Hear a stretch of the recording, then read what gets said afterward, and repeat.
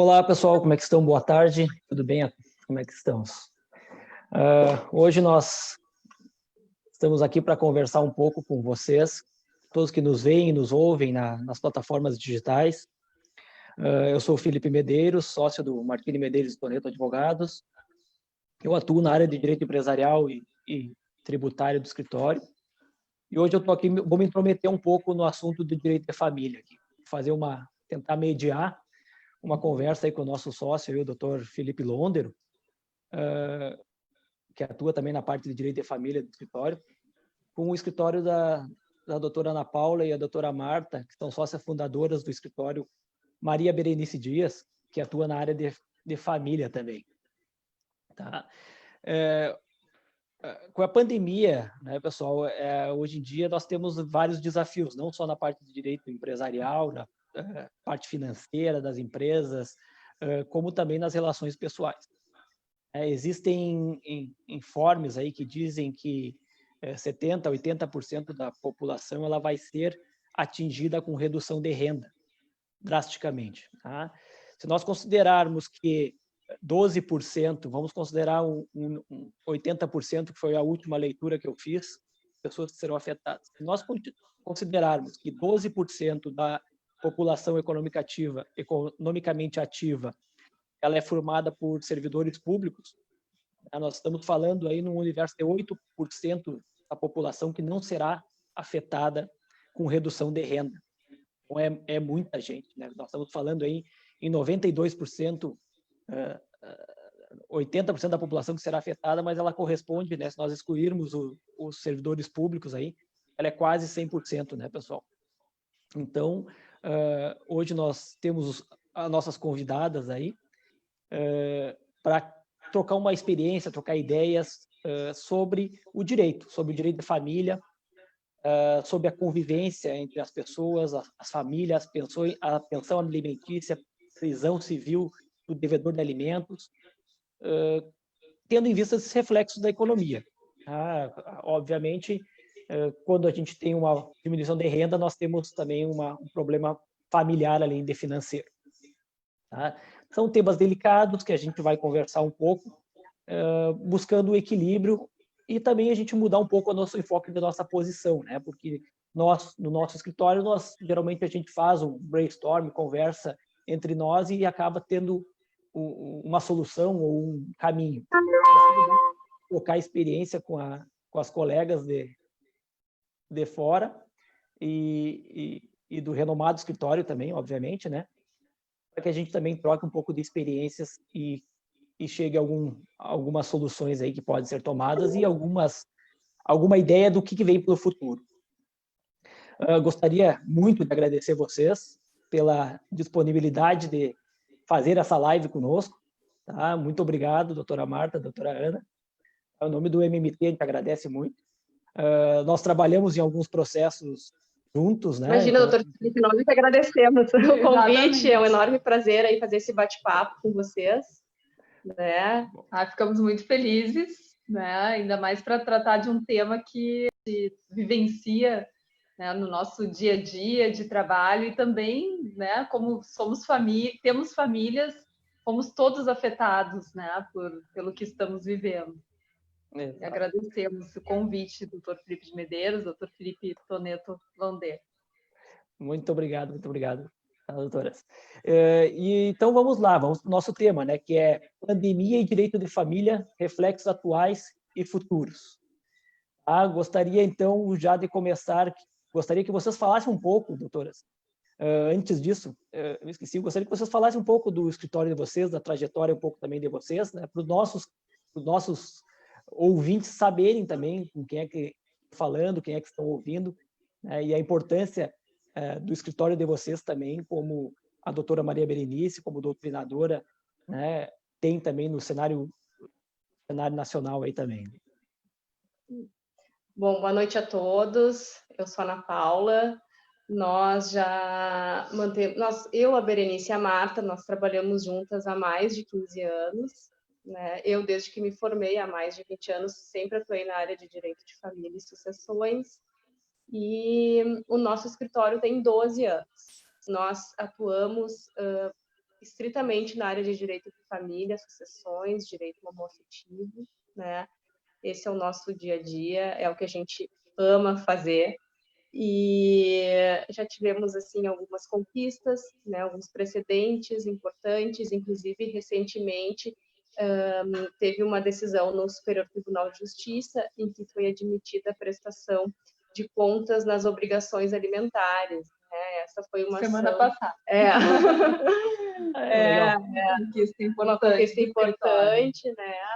Foi uma ação promovida pelo escritório e que, né, representou um grande avanço, né, Que legal. no Ministério brasileiro.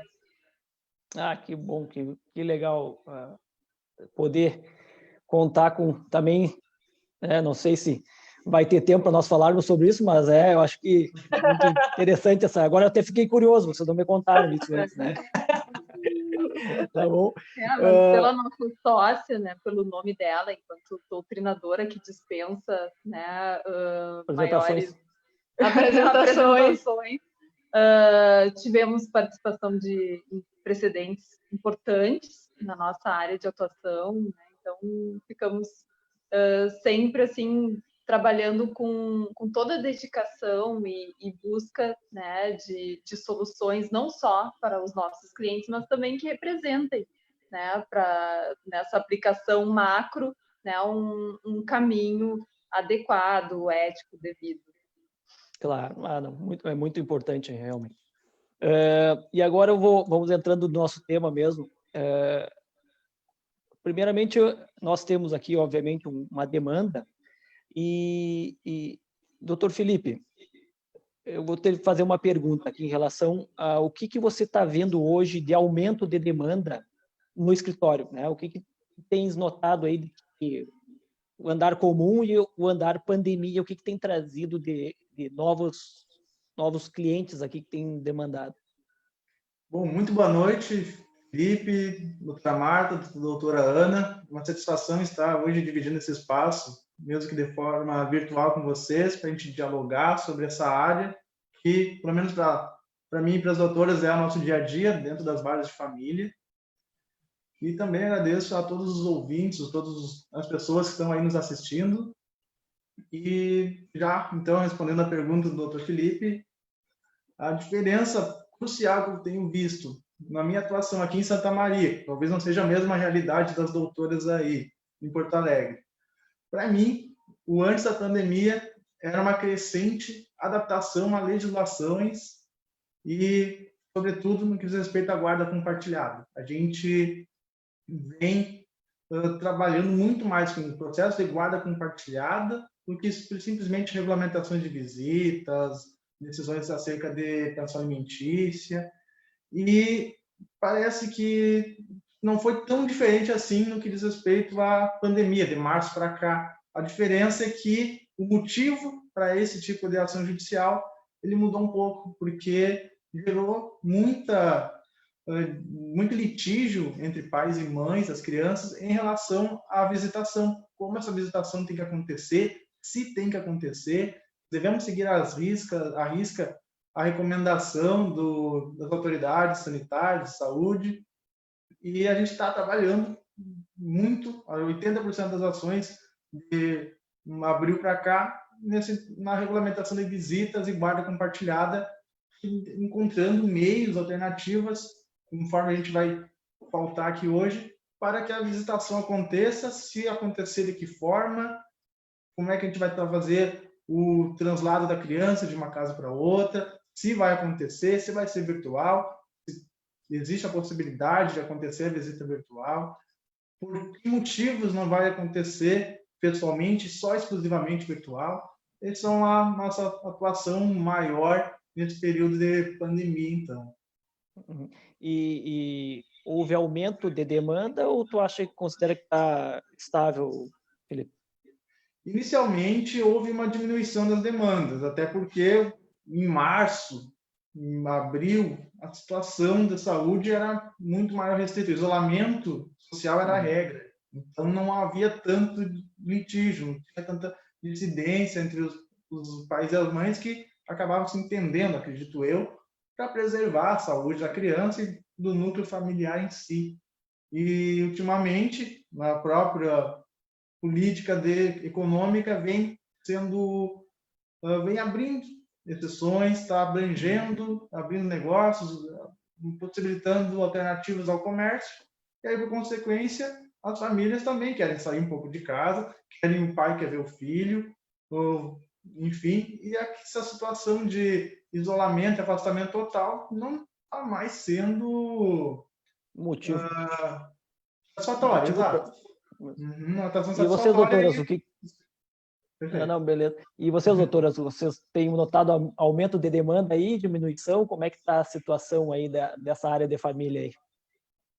Teve um cenário que se apresentou de uma maneira muito nova, né, para todos nós, e no início, né, como disse o Dr. Felipe, assim, teve um momento, né, assim, que realmente tudo deu uma parada, e aí aquelas questões muito urgentes se mostraram muito presentes, né? Então, assim, questão de convivência, prisão do devedor de alimentos, e com o passar do tempo, né, a gente já está, né, vivendo a pandemia já desde de março, a gente já percebe, inclusive, uma mudança nas decisões dos juízes, tribunais, então um novo panorama, né, em relação ao início, e um aumento de não só de demandas, mas inclusive assim dos próprios clientes que já são clientes do escritório, né,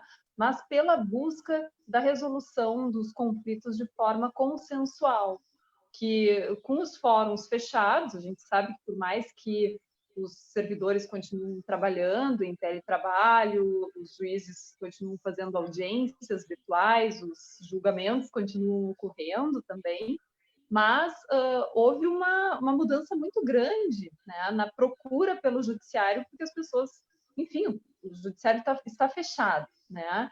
Então, foi uma oportunidade, pelo menos para o nosso escritório, assim, essa experiência ela ficou bem presente, de nós tentarmos acordos, fazermos reuniões virtuais, né, seja com partes ou também com entre advogados, e conseguimos resultados muito positivos com esse formato. Inclusive, é algo assim que eu penso que, se no judiciário esse tipo, né, de sistema que a gente tem hoje acesso tecnológico, né, fosse talvez melhor empregado nas demandas, principalmente nas de família, que a gente está falando de direitos muito importantes, né, alimentos, convivência paterno-filial. Então, se as pessoas pudessem, talvez, nesses espaços, conseguir algum tipo de solução transitória, porque o que a gente está vivendo é transitório, né? Claro. Talvez a gente pudesse diminuir o número de demandas que já está crescendo, né? Principalmente as revisionais, e que a gente tem uma perspectiva de que vai haver uma enxurrada de ações desse tipo após pandemia. Até mesmo por esses motivos, né? Nós fizermos um levantamento, eu acho que nós tivemos um bom número de êxito, como a Marta falou aqui, de acordos, né, da gente conseguir resolver com os outros colegas, né, os advogados da outra parte, e tivemos, sim, alguns litígios envolvendo alimentos. Na primeira semana de pandemia, já tinha petição pedindo para reduzir, se exonerar de alimentos de filho com necessidades especiais, né, sem qualquer tipo de prova. Então, assim, a gente foi se deparando com várias situações, né? Muitos plantões. Com direito de convivência. Né? Mas, sem dúvida, foi algo assim que a pandemia, para a gente, né, de positivo, trouxe a possibilidade de nós, advogados, investirmos mais nessa via extrajudicial. Né? Talvez, assim, isso, assim, para mim, ficou muito, muito forte nesse período. Não, a via extrajudicial é sempre a melhor solução, né? Muitas vezes que eu não milito na área de família, mas a gente troca experiências internas, a gente vê que, às vezes em quando, como a situação ela é muito sentimento envolvido, né? E aí a colisão ela é sentimental, não é lógica, né? A gente sai um pouco da lógica, e aí os advogados têm que conduzir isso extrajudicialmente com cuidado, né, para que tu não diga assim, ó, tá puxando para o outro cônjuge, né? Olha aí, tá querendo defender o outro, né? Não tá me defendendo. É uma situação, eu vejo bem complexa na questão sentimental, né, da família. E aí e tem a convivência dos filhos também. É uma situação, é delicado, né? Direito de família, eu digo, é muita sensibilidade, né? É verdade. E não adianta, quando se tenta fazer um acordo, né, as partes, elas estão protagonizando o seu acordo, elas tomam mais as rédeas da sua vida, né? Sim. Porque elas é que vão decidir, e não um terceiro. Claro. Ainda mais assim, num momento, né, nessa pandemia, que nas primeiras semanas ninguém sabia, né, o que ia acontecer, como é que seria exatamente esse isolamento, né, o que o juiz ia decidir. Acredito que os próprios julgadores, né, estavam assim numa situação difícil, né? Hoje a gente já tem uma familiaridade com o isolamento, e isso nos auxilia muito, né? Não só os advogados, mas a todos os operadores do direito. Sim. E me diga um negócio, uma dúvida. Obviamente você citou aquela parte da primeira semana de pandemia, já estavam pedindo revisão de alimentos, né? Mas, na verdade, a gente tem que separar o antes da pandemia, né? Ou seja, antes do isolamento, e o pós, né? Eu sempre digo que na parte das empresas, lá do empresarial, a crise ainda não chegou, né? Por mais que o advogado está falando bobagem. Não, o problema aí é que nós temos um travamento da economia. Quando essa roda começar a girar, aí que nós vamos ver o desemprego efetivamente afetar mais as pessoas, porque daí não vai ter o capital de giro das empresas e elas vão acabar tendo que demitir, né, fazendo outras soluções. Hoje o governo está entregando alguma coisa, pelo menos, né, com a possibilidade de ter redução de carga horária, o governo paga carga horária, mas a gente vai ter, então, o antes-pandemia e o pós-pandemia para justificar a redução de alimentos, não na primeira semana. Como é que vocês estão vendo a questão? Aí eu lanço a pergunta para as doutoras, depois eu passo também para o doutor Felipe, a questão da falta de pagamento de alimentos, né, com essa crise que vai ser gerada, e a prisão, obviamente, a prisão civil que a gente fala, né, do devedor de alimentos. Como é que vocês acham, vocês enxergam que isso vai ser interpretado daqui para frente? Como é que vocês acham, óbvio, pode ser uma opinião pessoal de como é que será e o que vocês acham certo, né? Como é que será essa relação de alimentos-prisão pela falta de pagamento? Esse é um tema, né, bastante delicado. A gente teve inicialmente uma recomendação do Conselho Nacional de Justiça para que substituísse as prisões civis que se dão em regime fechado por prisões domiciliares.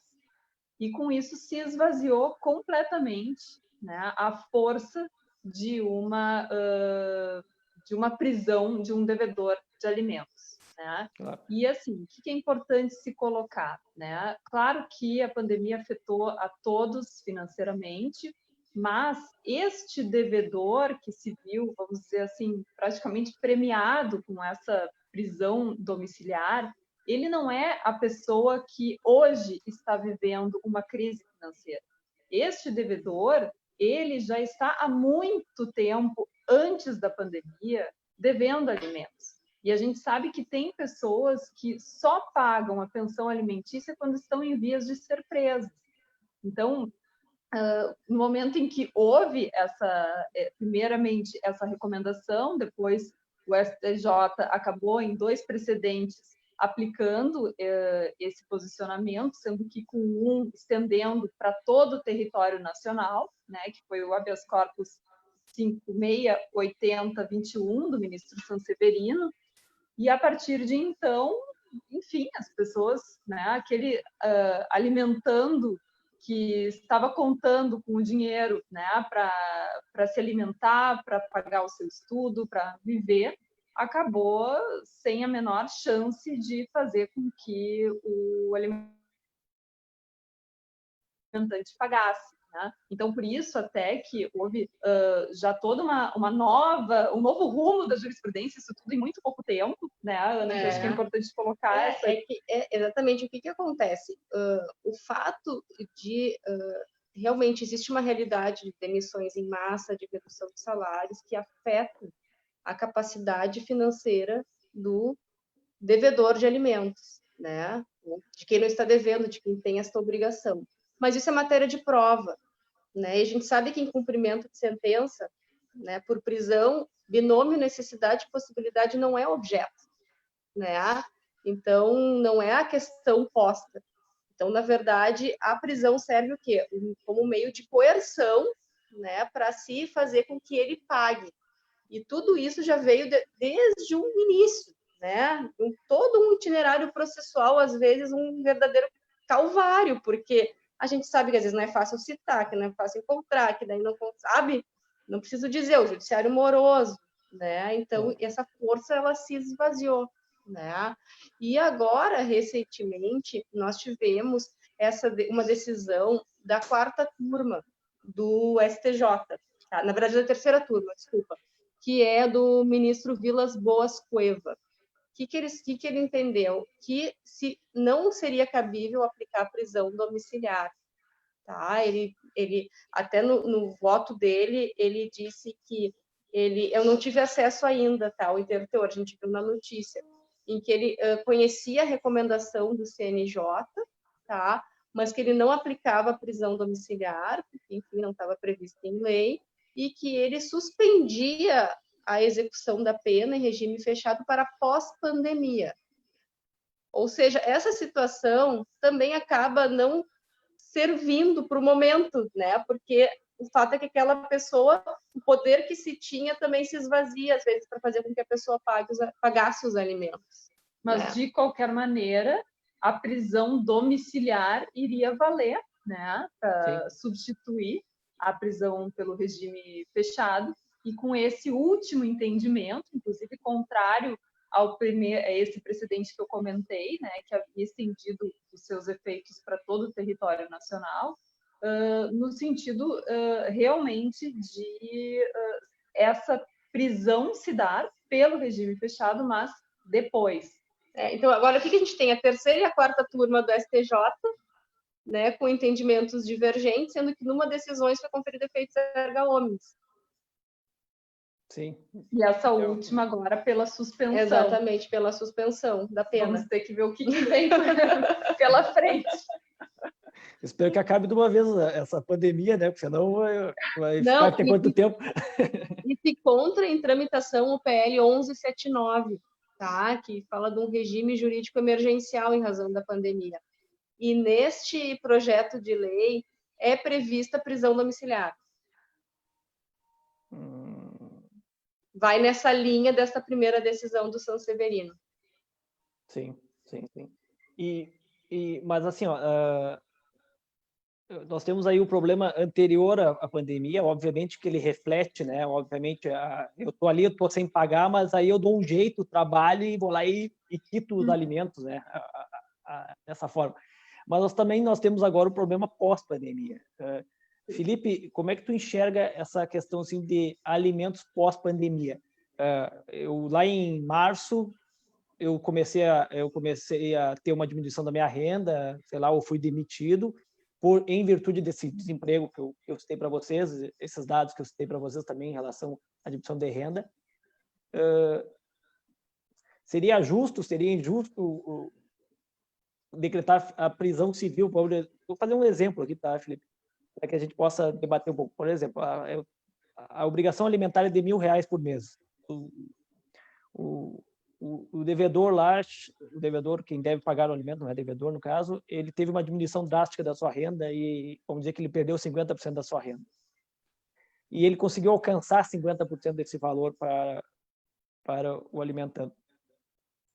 Bom, pois bem. Como é que a gente vai decretar a prisão de uma pessoa a gente tem como ver, por exemplo, seu juiz, eu quero revisar para trás, ou seja, eu passei 3 meses sem conseguir alcançar e eu não tenho como alcançar isso aí, eu quero uma revisão desde a data do começo da pandemia.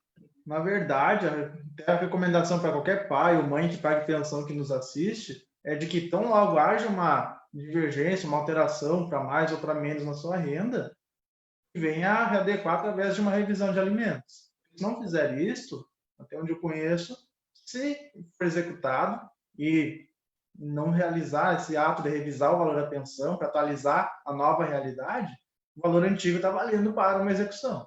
E aí não vamos ter uma condição de dizer, olha, vamos retroagir uma decisão para evitar a tua prisão ou perdoar parte da dívida não paga. Isso não, até onde eu vi, até onde eu conheço, a minha atuação até então, não acontece, né? E complementando também, a prisão do civil do devedor de alimentos é o meio coercitivo mais eficaz, como as doutoras colocaram, e é o único meio de prisão por dívida que existe no nosso país. E justamente isso acontece porque, às vezes, o pai está lá, tem a condição e não paga. E é eficaz justamente por isso, porque no momento que sai a ordem de prisão, há o pagamento, milagrosamente, às vezes, né? Ou um familiar aquita, enfim, né? Mas o dinheiro aparece.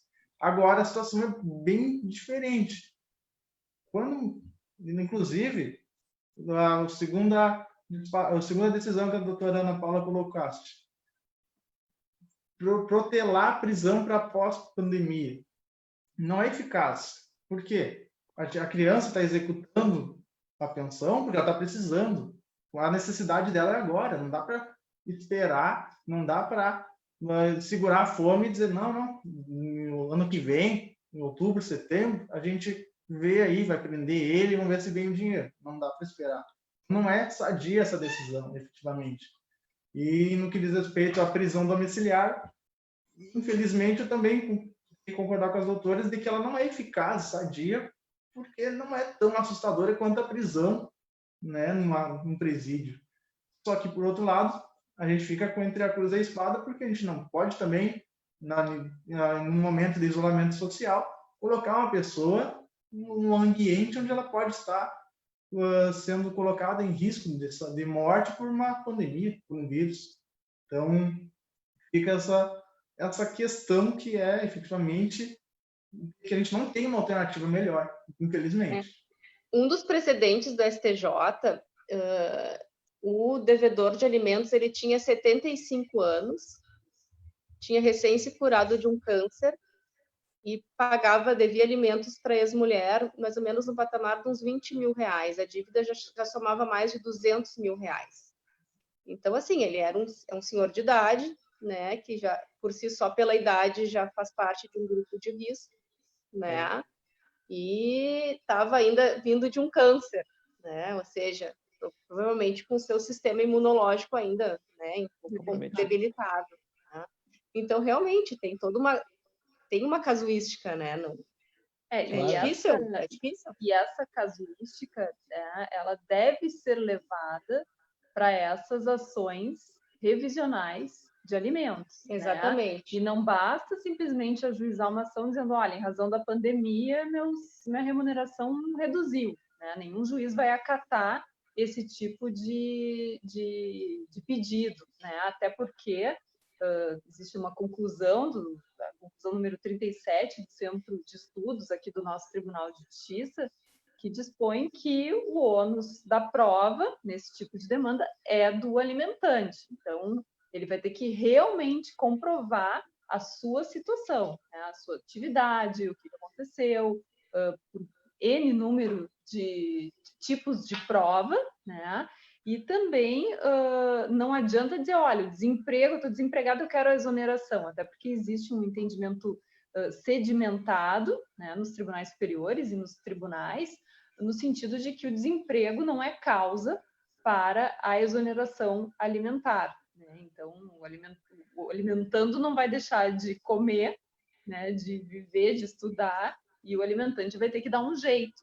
Né? Agora, cada situação deve ser levada ao conhecimento, né, de um juiz. E, claro, no momento em que se obtiver a redução dos alimentos, essa redução ela vai retroagir a data da citação. Então, se por um acaso existe uma execução provisória em trâmite, essa execução também vai ser afetada por essa decisão que eventualmente reduzir a verba alimentar. Sim. Então, é muito importante que realmente quem está vivenciando esse tipo de situação busque, né, na justiça a readequação da pensão, né, ainda que ela seja, né, de uma maneira transitória em um período. Né, eu percebo, assim, pelo que nós temos visto no judiciário, conversado, inclusive com magistrados, que existe essa sensibilidade. Né? Então, eu acredito que vai agora existir um grande número de precedentes considerando esse panorama que todos estamos vivendo. Nós obtivemos uma redução de um cliente médico, né, que pagava alimentos para o filho num valor X já há alguns anos, e conseguimos uma liminar e reduzimos já a pensão. Então, realmente, a busca tem que ser o quanto antes, né? Tu vê, estou fazendo algumas perguntas aí, até mesmo porque a gente está falando entre nós aqui, né, da live aqui, de profissionais que têm um conhecimento jurídico, né, em relação a fatos, né, mas também tem pessoas que não têm esse conhecimento, que estão nos vendo e estão nos ouvindo, né. Então, é importante a gente deixar claro essa questão, como vocês deixaram, que se tu tens esse problema de redução de renda, tu tens que, quanto antes, buscar isso, né? Então, pena de que tu terá que pagar, se tu demorar 3 meses, tu vai ter que pagar o que está estipulado lá. Para não deixar gerar uma inadimplência, né? Isso. Uhum. Isso aí é muito, muito importante. E também o doutor Felipe falou antes também a questão da convivência, não me lembro se as doutoras falaram também, mudando um pouco o foco dos alimentos para a questão da convivência. Ou seja, os problemas que nós vamos ter de relacionamento, ou os problemas que a gente já está tendo aí, porque as pessoas estão ficando mais em casa, de repente casamentos que já estavam, né, balançando, né, o que vocês estão enxergando aí em relação a questão da convivência, os problemas, quais são os problemas que vêm aí com a pandemia e quais são as soluções, né, se há soluções, né, não sei, aí é com vocês aí que vocês podem. Vamos começar pelo Felipe ali então agora. O que tu me diz aí, Felipe? Na mesma forma que eu coloquei antes entre cruz e espada, a gente tem aquela questão, né, o dilema que a família enfrenta, né, de preservar a criança ao máximo, sua saúde, e, por outro lado, a convivência com a família, a guarda da mãe, com a família paterna. Então, a gente fica nesse dilema por vários pontos. Todo mundo quer aquela visita presencial, e ela é recomendada? Não é? Eu tenho a minha opinião de que sim, mas com todo cuidado e também analisando, no caso concreto, se essa possibilidade física de comparecimento, de visitação, ela não vai ser prejudicial em algum ponto. Por exemplo, um dos genitores trabalha no hospital, seja da área da saúde ou que, enfim, trabalhe dentro de um hospital. Ele vai estar, por consequência disso, correndo um risco de transmissão do vírus. E, pelo que eu estou vendo nas minhas sentenças e na jurisprudência do Tribunal de Justiça aqui do Rio Grande do Sul, o que está acontecendo para esse tipo de profissional, justamente a visitação por videoconferência. Parece que, para esse caso específico, se tem uma situação de solução. Como eu falei antes, nunca vai ter uma solução feliz, mas é o que a gente tem para o momento. Mas gera uma outra consequência para aquele que não tem a condição, ou por inaptidão para tecnologias, ou porque é um info-excluído, que não tem um smartphone, que não tem a condição de acessar a internet. Então, este vai estar mais excluído, mais afastado de um ente querido, em decorrência dessa impossibilidade de virtualizar essa visitação, né? Então, até também fazendo um paralelo com a temática anterior, a gente tem muitas coisas, muitas decisões, muitos fatos que a gente está levando para o judiciário hoje que são transitórios, como a doutora Marta colocaste, porque é só para o período da pandemia. Seja uma revisão de alimentos, tem aquela situação do profissional que não teve uma alteração negativa na renda e ainda assim estava com os requisitos para receber um benefício emergencial. Só cresceu R$600 na sua renda. O guardião da criança que recebe a pensão dele pode fazer uma revisão para aumentar a pensão. E tem aquele caso em que a renda diminuiu, apesar do auxílio, e aí é caso para ele entrar de forma mais ágil possível, para, pelo menos transitoriamente, ter uma revisão da pensão para adequar às suas possibilidades atuais. Por que eu trago isso? Porque justamente tanto a questão da pensão como da visitação e da guarda pode se discutir, descobrir com bom senso uma alternativa. Por exemplo, eu não vejo por que, né, falando de bom senso, que às vezes não aparece no judiciário, que uma mãe que tem a guarda, trabalha no hospital, não é recomendada a convivência dela com a criança. Sem inversão de guarda, no período da pandemia, a criança pode residir com o pai, sem prejuízo ao término da pandemia, e voltar normalmente a guarda como era com a mãe antes, né? Ou suspender efetivamente a visitação daquele que trabalha com aglomeração para proteger a criança. Ou outros pontos que a gente pode levantar também, daquele do pai que reside com seus pais, ou os avós da criança, ou com qualquer outra pessoa idosa ou de grupo de risco, né? Não é só também para proteger a criança. Tudo que a gente tem que pensar em todos os caminhos possíveis, todas as possibilidades. Então, não é só um isolamento social para proteger a criança, é para proteger a sociedade como um todo. Uma alternativa à visitação, que volta à questão da pensão também. Em vez de o pai visitar a criança toda semana, a cada 15 dias ir e buscar 3, 4 vezes, amplie essa visitação com menos translados, para a criança não estar circulando muito na rua. E também o que deve ser pensado? Como é feito esse translado? Com as medidas de segurança, uso de máscara, álcool gel, evitar talvez transporte público. Então, tudo são alternativas que a gente tem que ir pensando para chegar a um ponto de equilíbrio que venha, na medida do possível, satisfazer todos os lados.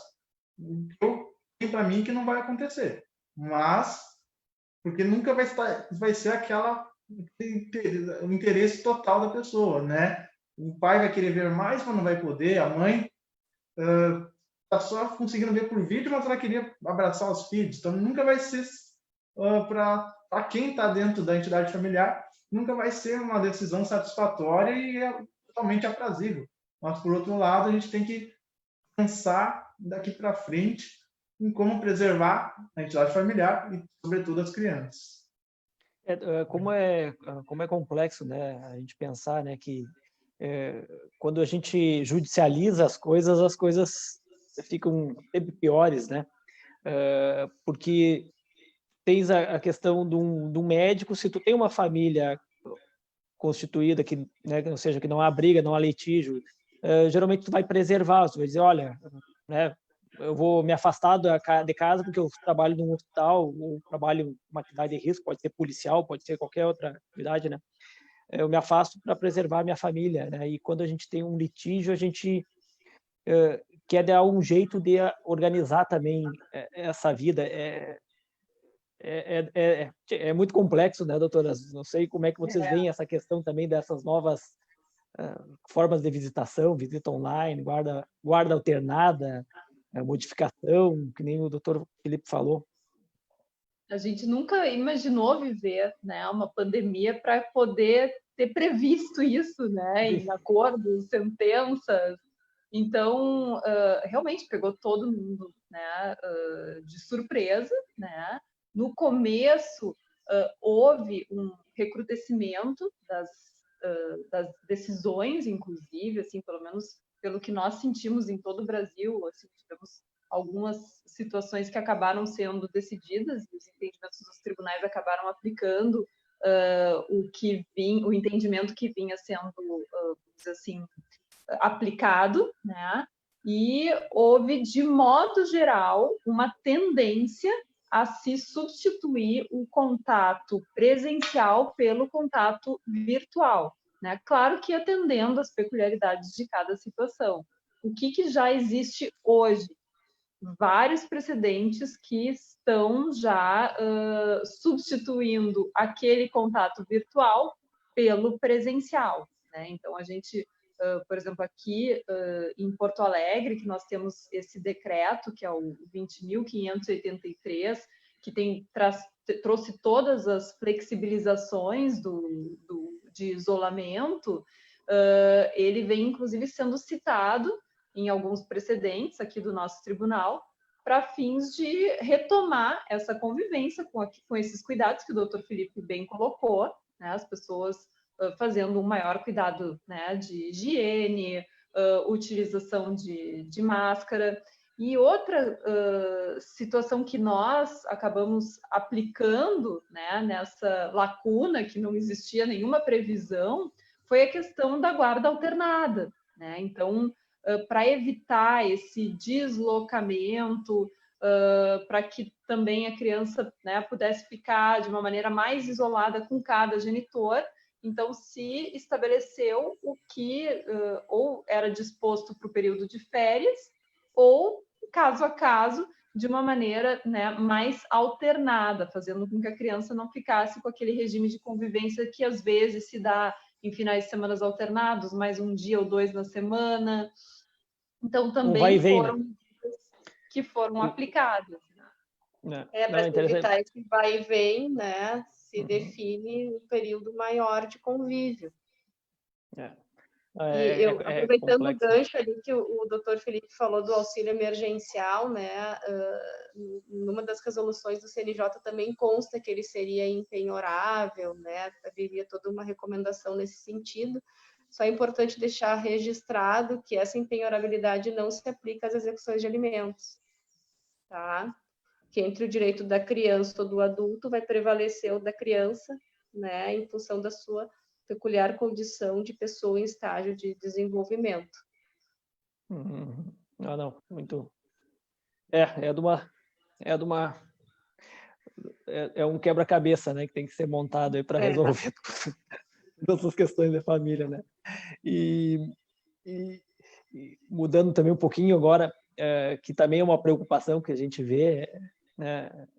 Eu tinha um cliente aqui que ele se separou e ele era um empresário, ele fez a separação, no fim, o doutor Felipe cuidou da separação dele, mas eu que tratei com ele, né, em relação... Ele havia se separado e ele, qualquer namoro que ele tinha, ele dizia, olha, eu vou começar a namorar. E aí, o que eu faço? Eu quero assinar um contrato de namoro com ela, tá? Mas uma coisa bem atípica, assim, ele tinha um medo de que, de alguma forma, aquela pessoa, como ele construía, né? Ele tinha medo de que essa pessoa que ele viesse a se relacionar viesse a ter direito sobre o patrimônio que ele está construindo, né? Ou seja, ele está levantando. E então, ele me ligava. Até eu acho que o doutor Felipe fez um contrato de namoro, né? Fez um contrato de namoro, aí eu mandei para ele, ó, toma aqui o modelo do contrato de namoro. Então, quando começar a namorar alguém, tu pega, assina esse contrato aí, para tu ficar tranquilo, né? Mas aí, e agora com a pandemia nós vemos outro problema, né? Que é os namorados que se viam todo dia, e não sei o que lá, acabam que ficaram reclusos e aí, de repente, um foi para a casa do outro. Tá? Como é que nós vamos formalizar essas relações para que não gere efeitos patrimoniais, como esse meu cliente tinha medo, né? Ou seja, olha aqui, tá bom, a minha namorada agora na pandemia veio morar comigo e daqui um pouquinho dá um desacerto aqui, aí eu comprei um apartamento novo e vai querer metade do apartamento. Diretamente falando, né, são essas as indagações que chegam, né, sempre para nós, chega para vocês provavelmente, né, doutor? Sim, e aí, sim. como resolver essa questão desses namorados morando juntos? A questão de se fazer o contrato de namoro, né, ficaria assim, é tido como um contrato acessório ao contrato principal, que seria da união estável, né, um contrato de convivência. E aí se coloca que a relação, enfim, não preenche os requisitos, né, de uma união, que se consideram namorados, e ali nesse mesmo documento se prevê que, se porventura, né, se essa relação se solidificar numa união estável, eles já prevêem o regime de bens aplicável, né? Então, é uma forma que se tem de deixar tudo muito definido, né? Nós somos defensoras do contrato de namoro, né? Acho que, já que a união estável, né, a gente sabe que ela se dá no mundo dos fatos, né, independentemente de formalização ou não, e que isso, assim, deixa as pessoas, às vezes, numa insegurança, né, jurídica muito grande. Então, as pessoas, elas têm que ter essa autonomia, essa liberdade de poderem contratar e dispor aquilo que elas entendem, né, que é pertinente para aquela relação naquele momento, né? O contrato de namoro, ele não vai, assim, ser absoluto frente aos fatos, né? Então, assim, não adianta assinar um contrato de namoro e viver uma verdadeira união estável, né? E a gente sabe que, para haver uma união estável, tem uma série de requisitos, né? Além da coabitação, que nem é um requisito, né? Mas embaralhamento patrimonial, uma série de questões que às vezes se fazem presente.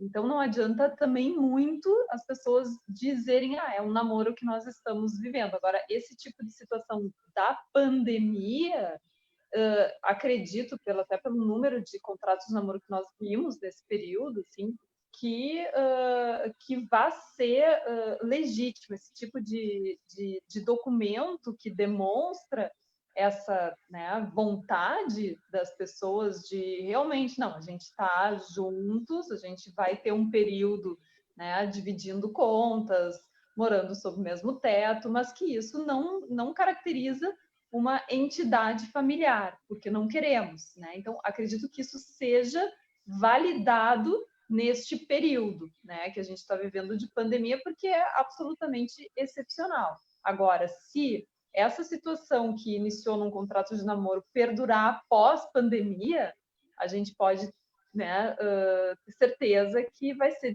desconsiderado, né, esse contrato. E aí o porquê que a Ana coloca, né, que é importante que já se preveja o regime de bens eventualmente aplicável para uma união estável, né? Aliás, aplicável para uma eventual união estável, caso configurado. Acho que a pandemia vai ser um ótimo laboratório, né? Para esse pós-período aí, vai continuar junto, não vai? Namorou, gostou, virou união estável. Eu acho que né?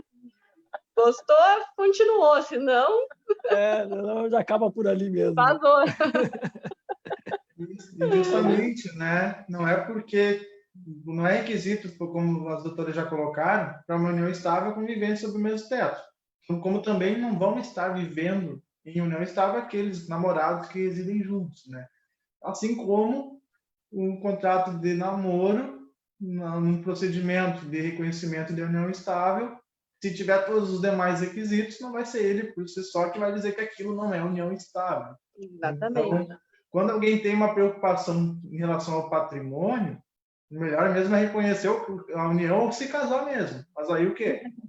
Escolhe o regime de união, o regime de bens que vai ser o adequado para o teu interesse. O regime de separação de bens, por exemplo. Aí sim, tu vai estar resguardando o teu patrimônio sem o perigo de reconhecer uma união estável da qual tu não estava de acordo e aí sobre o qual vai vigorar, por lei, o regime de comunhão parcial de bens.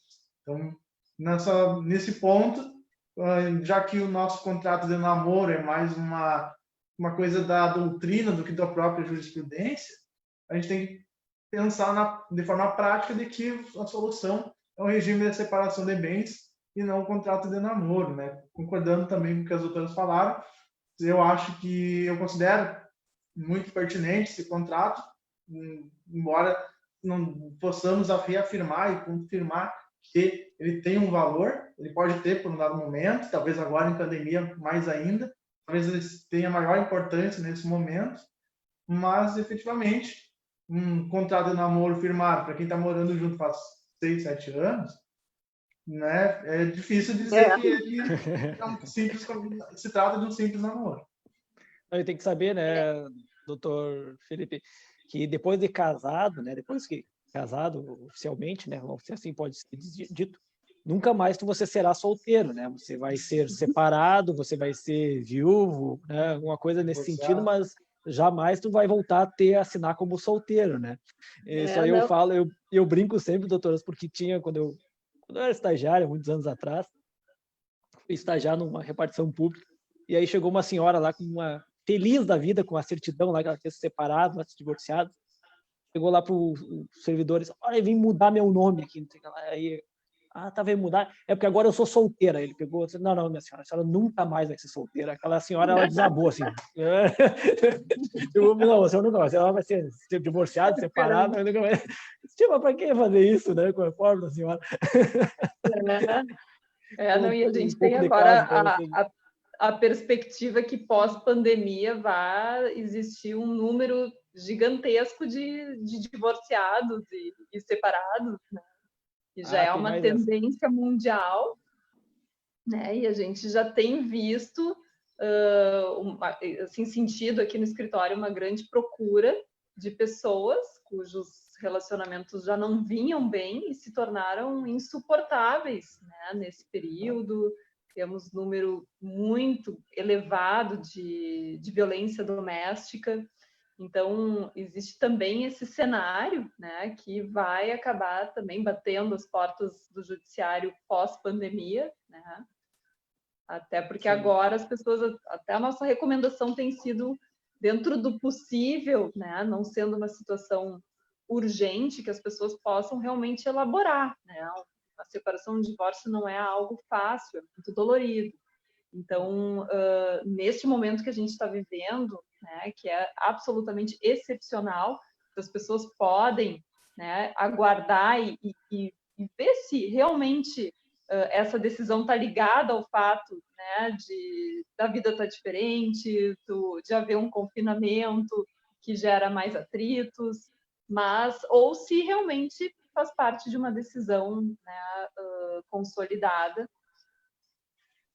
E é possível, né, se fazer também um acordo, né, de separação de corpos, entre aspas, né, mesmo estando sob o mesmo teto, porque a gente sabe que isso tem efeitos jurídicos, né? Patrimoniais, né? E o mais importante dele é que cessa a incomunicabilidade patrimonial, né? Então, existe essa possibilidade, né, para pessoas que, de repente, ainda estão, né, premidas por essa situação de estarem ainda sob o mesmo teto, não tem ainda uma solução adequada, até mesmo agora em razão, né, dessa questão financeira que está afetando a todos. E então é possível se fazer um documento, né, também se resguardando nesse sentido e colocando um marco definitivo ao fim da união estável, ao do casamento, né?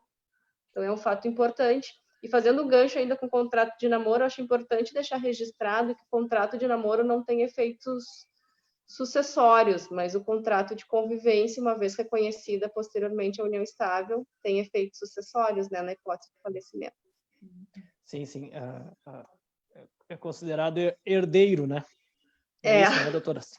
Aí agora tem a questão da concorrência sucessória, do cônjuge, do companheiro, então, né, é sempre importante também ter isso em mente.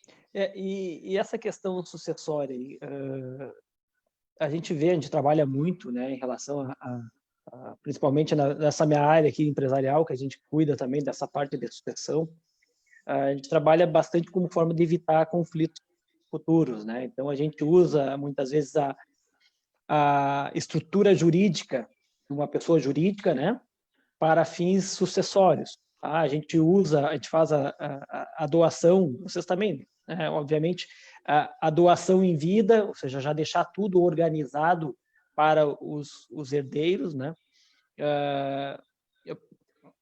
Planejamento empresarial sobre o patrimônio. O que a gente também, algumas vezes, a gente tem feito aqui, é quando tem empresa e tem um patrimônio a partilhar, né, a gente faz um acordo prévio e depois a gente leva somente a separação para o judiciário, é isso aí, né, doutor Felipe, se não me falha a memória, que leva a separação ao judiciário sem a partilha de bens, e a gente faz a partilha de bens cartorária. Tem facilitado bastante, geralmente quando tem filhos, né? Estou falando em situações que a gente tem que fazer a separação via judicial, né? Nós temos tido bastante êxito nessa parte, porque geralmente é muito difícil tu pegar um patrimônio de uma empresa, cotas de uma empresa ou ações de uma empresa e bater o preço da avaliação da Receita Estadual com o patrimônio em si, né? Então, ali a gente consegue ajustar para que as pessoas saiam exatamente com o percentual de 50-50, com um planejamento de divisão de patrimônio também. Não sei como é que vocês também atuam nessa parte aí, como é que vocês veem essa situação? Sim, e a gente tem visto, inclusive, um aumento, né, de situações, assim, tanto, né, de clientes novos, mas, assim, de clientes que já são clientes, já têm questões, já tiveram questões aqui no escritório voltando e buscando, né, o planejamento sucessório, né, e acho que não só o planejamento, né, doutor, o colega costuma fazer, com criação de holdings e questões mais, até às vezes, complexas, mas, às vezes, um planejamento simples, né? Um testamento, doação em vida, e acredito que haja uma tendência muito forte, né? A pandemia ela trouxe a presença da finitude para todos nós, né? Os medos e, enfim, colocou isso, né, no nosso dia a dia. Basta a gente ligar a televisão e ver um jornal.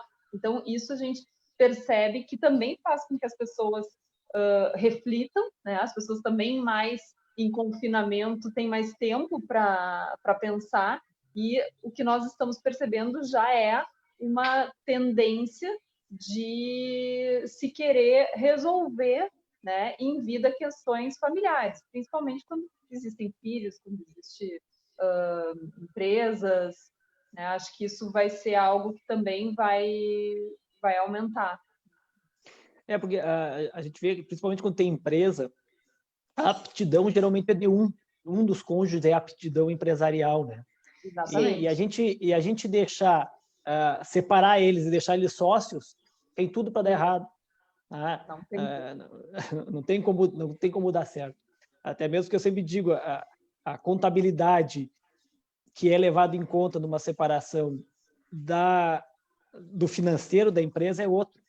A gente vê muitas empresas com o caixa da empresa, que eu digo sempre, para exemplificar o que é o caixa, é o dinheiro que está na gaveta, né? Tu abrir a gaveta, tem R$1 milhão aqui nessa gaveta aqui. A contabilidade, muitas vezes, ela reflete que tem. Por quê? Porque foram despesas não lançadas e está ali no caixa da empresa. É óbvio que isso aí é um erro contábil, um erro financeiro e tributário, mas está ali um dinheiro que, na verdade, não existe. Tá? E aí, quando tu vai fazer uma separação, aquele dinheiro, o cônjuge sabe que aquele dinheiro não existe, mas contabilmente está lá. Tem R$1 milhão no caixa, eu quero 500 mil, esse R$1 milhão. Mas esse dinheiro não existe, e de vez em quando a empresa não vale isso. Tá? Então, sempre quando a gente tem acesso a algum empresário, a primeira coisa que eu faço é ver daqui a contabilidade, porque eu preciso olhar como é que está a contabilidade, não nas questões familiares, né, mas nas questões empresariais. Vem cá, me dá aqui. Vamos olhar isso aqui. Olha aqui, tá vendo? Ó, tem um erro que pode dar um problema tributário, pode dar um problema com a Receita Federal, pode dar vários problemas isso aí, né? Pode dar um problema de separação. Então, tem que ter esse cuidado também na parte empresarial. Então, a sucessão, quando a gente faz uma separação desses negócios, o casamento separa o negócio também, é muito bom, porque a gente consegue salvar a fonte de renda, porque se os dois ficarem gerando atrito naquela empresa, vai acabar afetando o desenvolvimento da empresa, vai acabar afetando a renda familiar, como alimentos, como alimentando, como alimentante, né? Então, tem tudo isso. E na sucessão, a gente tem os reflexos tributários também, que a gente tem que observar. Uma doação em vida custa 4%, uma sucessão causa mortes custa 6% do patrimônio, né? Tem como nós fazermos isso através de uma holding e diminuir essa carga tributária para tu fazer uma sucessão em vida. Existe como fazer, existe N formas de fazer, né? Então, tudo pode ser ajustado quando as partes têm boa vontade e elas têm vontade de fazer e não deixar problema para as pessoas que ficam, né? Porque deixar um inventário enrolado, como a gente tem visto, né, doutora Ana e doutora Marta, deixar um inventário enrolado, são anos de brigas, né? Então, salve-se quem puder e quando o patrimônio não se esvai no meio deste caminho. É verdade. Não sei, doutor Não, e essa questão assim da transparência, né? Porque sempre aquele cônjuge que não participa da empresa, ele já teve mais ou menos às vezes a confiança rompida, né? Porque a separação leva muitas vezes ao rompimento da confiança. Então ele sempre acha que está sendo, né, enganado. Exato. Então, porque ele também não tem acesso, ele não conhece. Então essa questão assim da transparência, de tentar mostrar os documentos, abrir essa janela que tu muito bem colocaste, é essencial, né? E acho que só vem ao encontro do melhor interesse de ambos, né? Exato. Uma partilha, uma hora ou outra vai ter que acontecer, né? E a gente sabe que judicializando, né, pode se causar um monte de problemas, né, para o empresário, né? Então, claro. Porque o que a gente sempre recomenda, né? Claro que às vezes as pessoas têm uma resistência até por essa transparência, né? Principalmente por aquele que é o gestor e acha que ninguém pode também dar muito pitaco, né, no que está sendo feito. Mas se isso acaba, né, no judiciário, primeiro, a gente sabe que normalmente o magistrado sequer tem um conhecimento técnico para aferir esse tipo de situação. Então, já vai ter um custo de haver, né, a nomeação de peritos, ou até mesmo chegar a um ponto de nomear um administrador judicial, né? Sem falar que não há esse tempo que essa atuação mais consensual, né, e extrajudicial acaba dispondo para as partes, né? Então, chegar na hora de numa audiência que tem, né, hora para começar, hora para terminar e ter que resolver esse tipo de situação com esta complexidade, né, é algo que deveria ser evitado, né? A gente o nosso dia a dia. E a gente está vendo mais do que nunca, a gente está vendo que o fluxo de caixa ele é o essencial do negócio. Tá? Ou seja, a partir do momento que tu tira o negócio, a liquidez do dinheiro para tu fazer circular a mercadoria, que é o que a gente vai passar agora, que eu disse que eu estava falando para vocês antes, e o pós-pandemia, quando os negócios começarem a girar, de novo a roda começar a girar, vão começar a quebrar mais empresas, porque eles não vão ter o capital de giro, o fluxo de caixa necessário para fazer com que compre mercadoria, venda, compra, venda, né? escalar essa produção. Então, numa separação, pode acontecer de a empresa perder o capital de giro, perder o fluxo de caixa dela, né? Porque vai ter que pagar para o outro cônjuge o que vale essa empresa. E muitas vezes tu não tem como pagar 50% de uma empresa para outra pessoa. Tu não tem o caixa suficiente para fazer este pagamento. Né? E aí tu acaba quebrando o negócio, é o começo do fim do negócio, é a separação. Né? E aí tu mata a fonte produtora, tu mata o alimentante de dispor do poder de alimentar, né? Se for ele que ficar com a obrigação alimentar, obviamente. Então, tem que ter este cuidado, tem que ter essa sensibilidade, as pessoas têm que ter essa sensibilidade de cuidar, né? Fazer não fazer uma explosão, fazer da separação uma explosão dos negócios e das fontes produtivas e de renda, né? Exatamente, é verdade. Bom, pessoal, nós já estamos aqui com 1 hora de live aqui, eu acho que nós já tratamos bastante de questões.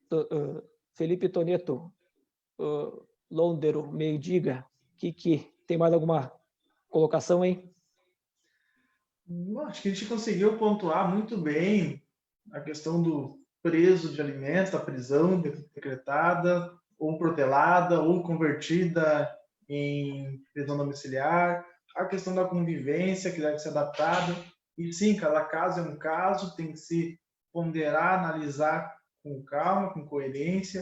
Então, a gente nunca vai conseguir transferir uma resposta concreta que venha atender de uma forma geral todos os casos. Infelizmente, não tem como.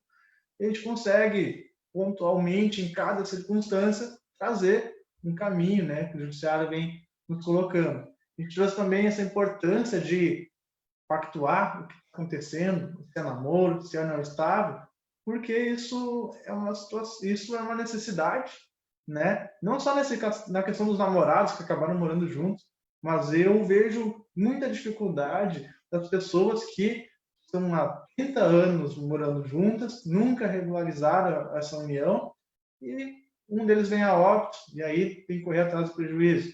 Já vi pessoas ficarem muitos meses ou mais de ano esperando uma união estável ser reconhecida, porque não pôde porque a administração pública não aceitou aquela união estável feita em tabelionato, mesmo após mortem, e aí teve que recorrer ao judiciário para reconhecer. Isso aí, a gente sabe, até uma sentença que vier reconhecer uma união, a gente tem muito prejuízo para essa pessoa que está sem receber. Vai receber depois, ser reconhecido, com retroativo. Questão de pensão, né? Exato, uma pensão por morte, né? Aí, pensão por morte, quando vai acontecer? Sabe lá quando? Dependendo da decisão judicial que não tem prazo para acontecer. E até lá, a pessoa fica sem renda, fica dependendo de amigos, de vizinhos, eu já vi isso acontecer. É muito difícil. Por quê? Porque as pessoas não conseguem fazer uma previsão e adequar as suas vidas à realidade, prever o que pode acontecer depois, quando alguém vir a faltar. No mesmo caso de situações em que um possível beneficiário dependente nunca foi interditado, deveria ter sido, e aí interdita a pessoa para depois conseguir ganhar um direito. Quanto tempo isso leva? Né? Se já tem interdição, vem a certidão de óbito, de comprovação da dependência, vai na administração, consegue o direito, é uma pessoa por morte mesmo. Então, tu vê como é importante a regularização das situações de fato, né? Porque tem outras consequências que às vezes as pessoas não veem, né? Essa questão de pensão, embora não seja o tema, mas ela fica como alerta também, né? Para as pessoas saberem que elas têm que procurar alguém para ajudar elas a regularizar a vida delas, sob pena de ficar sem o direito alimentar. Imagina um interdito sem direito alimentar porque não está interditado, né? As pessoas têm que buscar essas informações, e eu acho que neste momento nós conseguimos, eu acho, trazer um pouco de informação para todo mundo, né, doutoras e doutor, e espero que as pessoas vejam, comentem, gostem. Vai estar disponível no canal do MMT também essa live, vai estar nas plataformas digitais, também de streaming de voz ali, como é que é o nome o Spotify, também nós temos também. Eu acho que também, né, doutoras, vocês também colocarão, acho, a live também na página de vocês também, né? Sim, com certeza. Com certeza. Então, assim, mais uma vez, eu gostaria muito de agradecer, vamos finalizar, acho que estamos adiantados aí da hora já. Gostaria muito de agradecer a presença de todos, tá? Principalmente das doutoras aí, que disponibilizaram o tempo delas para conversar conosco. Foi muito produtivo, aprendi bastante também, como eu disse, não é minha área, estamos sempre aprendendo, mas espero que eu tenha também conseguido fazer o que eu me propus, que foi dar uma mediada entre os assuntos. Com certeza. Contribuiu muito, doutor. Nossa, Muito obrigado, então, pessoal. Não sei se vocês querem dar uma muito palavrinha obrigada final. aí mais uma vez pela oportunidade, pela confiança. Foi um prazer. É um prazer. Até mais. Até Até. mais. Agradecemos a disponibilidade. Boa noite. Tchau. Boa noite. Boa noite. Tchau.